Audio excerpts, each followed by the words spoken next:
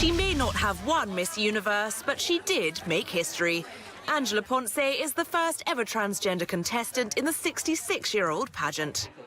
Yo creo que estar aquí, siendo imagen. I think to be here, being the image, the voice, and talking about women's issues, especially those of transgender women and minors, I think is allowing me to enter many houses, many homes through the TV and the press, and to create debates within families, conversations about something that has never been talked about, and that is very positive.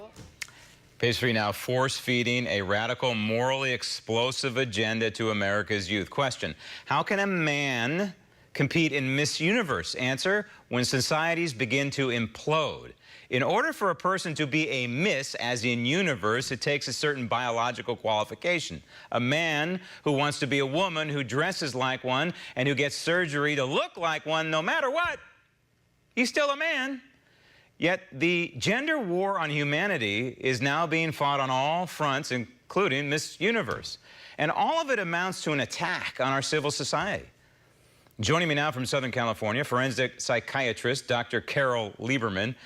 Doctor, I saw another headline that caught my eye, and then it swirled my brain, and then it kicked around inside my head for a little while. And it's this headline: trans boys and men and non-binary people, whatever they are, may have periods. Menstruation must be inclusive of all genders. I'm sorry, I can't read that without busting up. I mean, this is insanity. It is insanity, but I shouldn't be laughing, because this is, in my opinion, you tell me, is doing terrible damage to our young minds. Yes, absolutely. This is all about teaching kids in elementary school yet, when they don't even really understand what sex is, just general, you know, vanilla kind of sex. And to try to get the, I mean, you know, biologically, it is not true that, right, that men can have periods unless, you know, there's this rare kind of, unless they have some kind of congenital abnormality.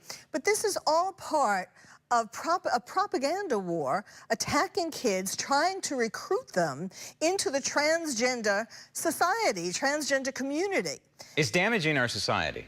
And I think that this is part and parcel to people who want to destroy and make over our constitutional republic and turn it into something else. This is why it's so important that we explore and we talk about these with a straight face. Would you agree? Yes, absolutely.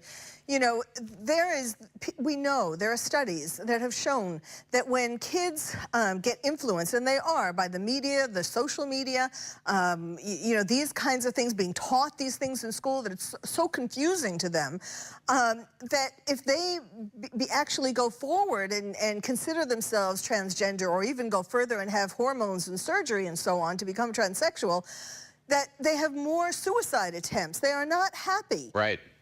So this is a very serious problem. Plus, we need to understand where these things come from. I mean, I know nobody wants to say that people who think this way have anything psychologically wrong with them, but it has identity, gender identity, has to do with your mother and your father growing up, who you identify with, who you want to identify with. It's, you know, yes, there are some biological things that may come into play for some people, but for the most part, it's really a psychological situation. And these kids whose parents are deciding, you know, that they want to be the other gender, they're deciding for them at like 2 and 3 and 4. It's ridiculous. Yes.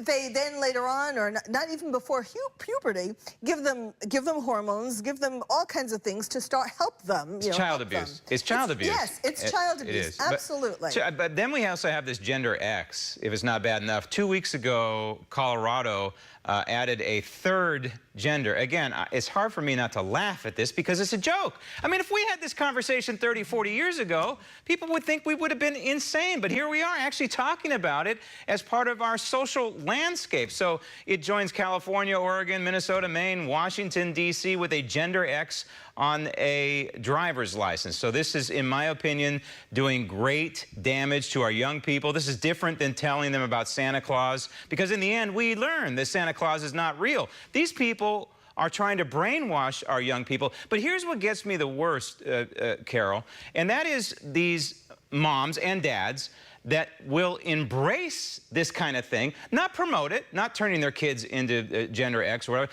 but to embrace it and excuse it. These people need to reject it. Moms and dads need to openly, publicly reject this to get this society back on its rails.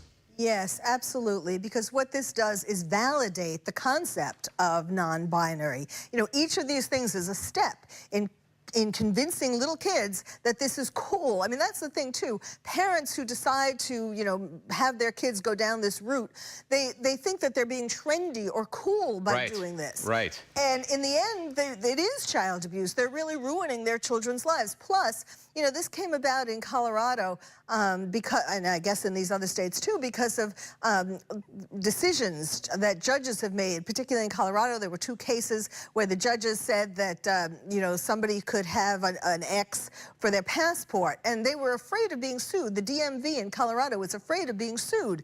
Now, do you know that they're also in Colorado thinking of having an X on the birth certificate? Now, really? Yeah, when the child is born, they're going to decide that they want to be transgender, or the parents will, or, you know, for some, I guess for some people, it's for afterwards that you go back and you change. I mean, that's ridiculous. You can't change biology, what you were born with. This is an attack on our Judeo-Christian foundation of this republic. And by the way, one more thing. I think it's of national security importance that we stop this, because what kind of message is this sending to our enemies? And we know that some of our enemies are watching this thing, and it's giving them reason to attack us because we do look like infidels to them. Carole, thank you. Yes, thank you.